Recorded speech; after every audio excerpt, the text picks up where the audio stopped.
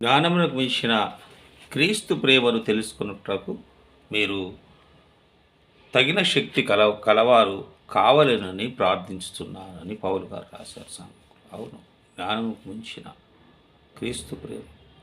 క్రీస్తు ప్రేమలో చాలా ప్రేమ గలవాడు. క్రీస్తు అంటే తన ప్రాణము పెట్టేవానంతగా ఆయన ప్రేమ కలిగినవాడు. పాపులమైన మన కొరకు తన ప్రాణాన్ని తను అర్పించినాడు, తను బలి అయినాడు. ఈ ప్రపంచంలో పాపుల కొరకు ప్రాణం పెట్టినవాడు ఎవరంటే ఒక యేసుక్రీస్తు ప్రభుల వారే. ఆయనకు జ్ఞానము లేదా? ఆయనకు విస్తారమైన జ్ఞానం ఉంది, కానీ జ్ఞానము కాదు. జ్ఞానం కంటే ముఖ్యమైనది ప్రేమ. చాలామంది జ్ఞానవంతులు ఉంటారు. జ్ఞానము కొన్నిసార్లు అహాన్ని పెంచుతుంది, అహాన్ని గర్వాన్ని కలుగజేస్తుంది జ్ఞానం. కానీ ప్రేమ విధేయతను తగ్గింపును కలుగజేస్తుంది.